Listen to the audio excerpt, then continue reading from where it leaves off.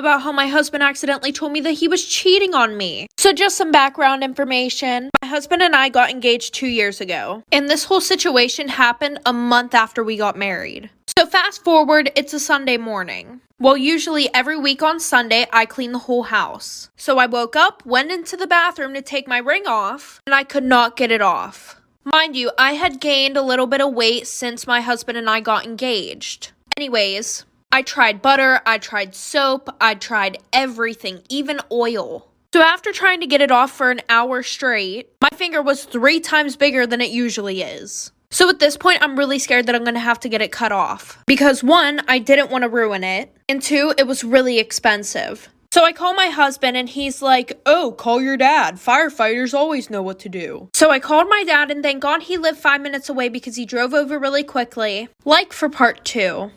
Part 2 of how my husband accidentally told me that he was cheating on me. So like I said, my dad lived 5 minutes away, so he just rushed over to my house. And we tried a few more things to get it off. We tried Windex, we tried the dental floss, none of it was working. So my dad told me that we were going to have to cut it off with pliers. So he comes over with the pliers, cuts the ring off. Well, a few days later, I had taken it to the same place that we got it to get the band fixed. Or replaced. While I was there, I decided to get it appraised, just for insurance reasons. So a few days later, I go and pick up my ring, and when I get home, I look at the appraisal. It was not the same one that I had picked out in the store. It looked exactly like it, but there was like a $20,000 price difference. So right now, I'm like, what the fuck?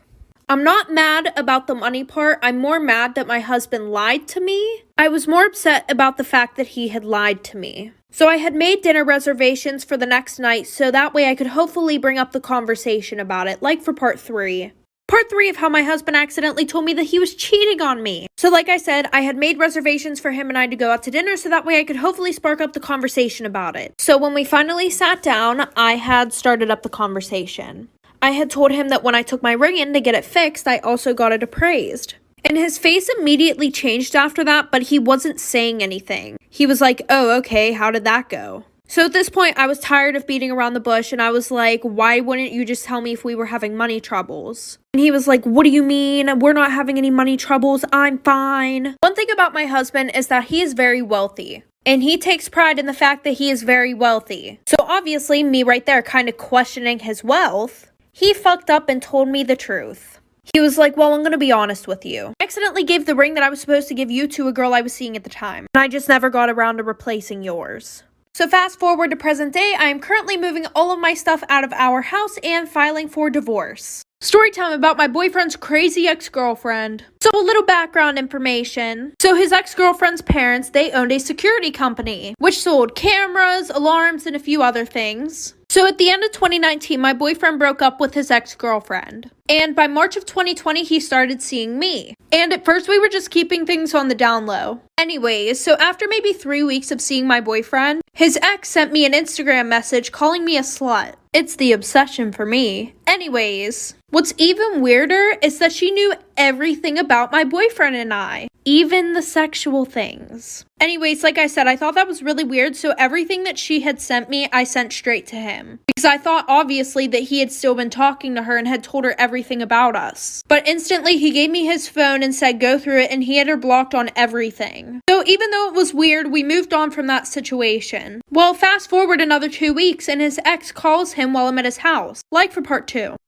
Part 2 about my boyfriend's crazy ex-girlfriend. So like I said, she had called him while I was over his house. And somehow she keeps figuring out things about our sex life and personal things that we had told each other. So my boyfriend and I got super suspicious, obviously. Then we started to think, and we noticed that everything that she was telling us were things that we had talked about in his bedroom. And things that we had done. So we ransacked his whole room looking for anything. And what do you know, I found a mini security camera and a microphone pointing out of his walk-in wardrobe directly towards the bed. He took it to the police and tracked it back to her. So it turns out she had used the hidden spare key, which his mom kept under the mat at the front door, which she had known about from when they dated. So she broke into his house, planted a security camera from her dad's business in his wardrobe. So we decided not to press charges because her parents and my boyfriend's parents were friends. So they just talked it out and decided to punish her in their own way. Story time, I had to go to jail because of my toxic ex-boyfriend.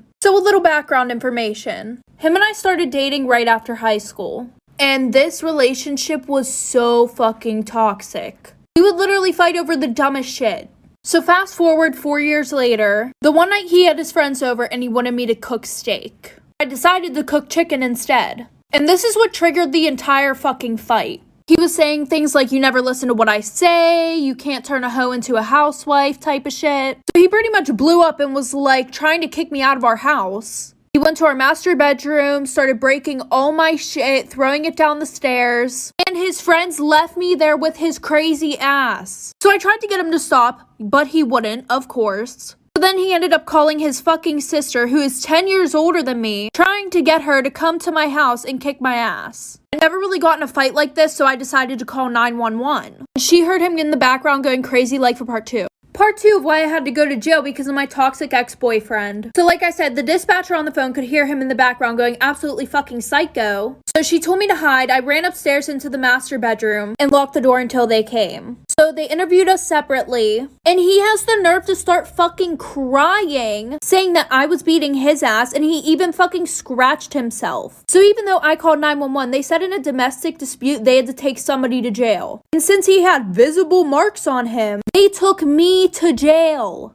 So the police officer told me to take off all my clothes and to only wear one layer and to also take out my shoelaces before he brought me in. So they booked me in jail, put me in a freezing cold fucking cell with 25 other actual bad bitches for 7 hours. And this is the best part. My ex kept trying to call and get me out the whole time I was in there, saying that he lied and everything. They set a court date for me, but when I showed up, they literally just dropped all the charges. Now I just tell everybody that I've been to jail and I'm not scared to go back.